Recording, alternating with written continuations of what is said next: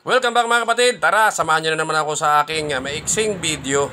At katulad ditong ating unang video, bawal ang tikim sa hindi bibili. Oy, kaya ka naman. Isa lang ang tikim sa bibili, bawal ang buraot. Oy, gusto ang kilo. Oh, kita mo yan ha.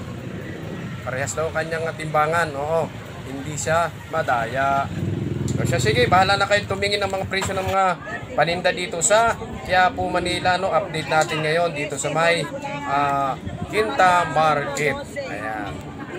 Post nyo na lang yung video kung sakaling may nakita kayo na kursunada ninyo, bilihin. Kung sakaling magawi kayo dito sa lugar na ito. Ano?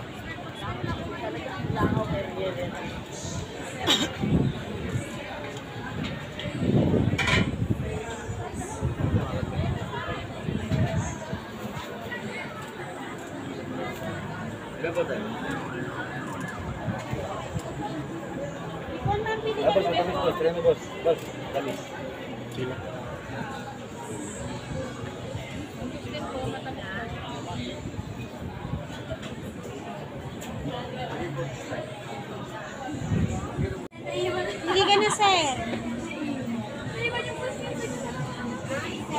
Dalawa 150 lang, sir. May 100 tayo. Sir, soup po. 150 lang.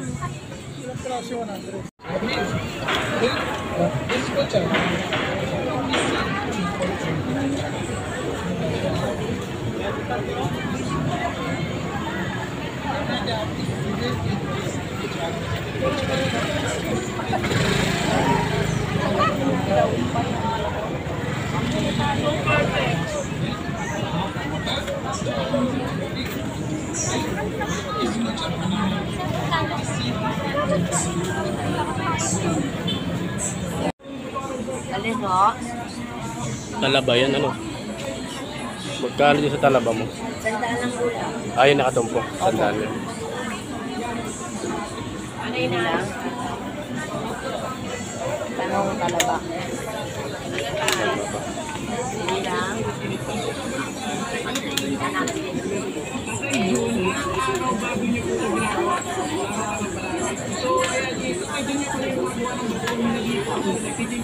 Enjoy ko talaga itong manggoong ni Ate Juvie kasi grabe asim overload naman talaga. At saka kahit hindi ka buntis, feeling mo maglilihi ka dito. At syempre ang pinaka nagdadala talaga dito yung kanilang bagoong alamang na sila mismo ang gumagawa. At ang sabi nga nila dito ay sariwang alamang ang kanilang hinahango sa nabutas fishpot. Tapos binuburi nila ito ng 3 araw at sila na nga mismo ang nagtitimpla at nagluluto. Mali ang kwento pala sa akin ni Ate Juvie ay mas nauna nga daw gumawa ng bagoong alamang at nagtinda yung tatay niya dito na si Tatay June dito sa may Quiapo. Hanggang sa kalaunan ay napag-isipan na nilang magtinda din ng mangga dahil napanood daw nila yung nag-trending doon sa Thailand. Kung ako naman ang yung tatanungin, para sa akin mas gusto ko yung bagoong nila compared doon sa may asin na may chili. At kung naiiba nga ba ang lasa nito sa mga ibang mango street food na natinitinda.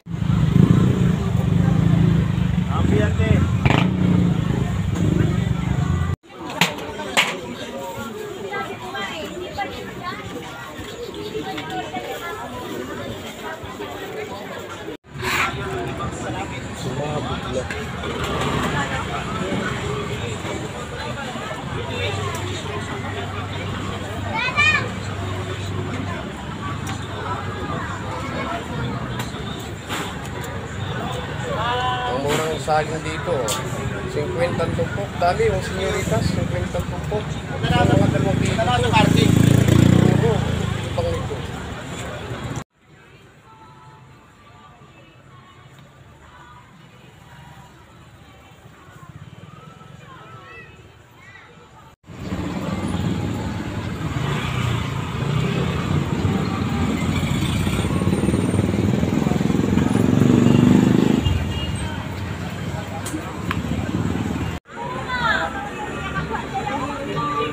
Ano yung kuya?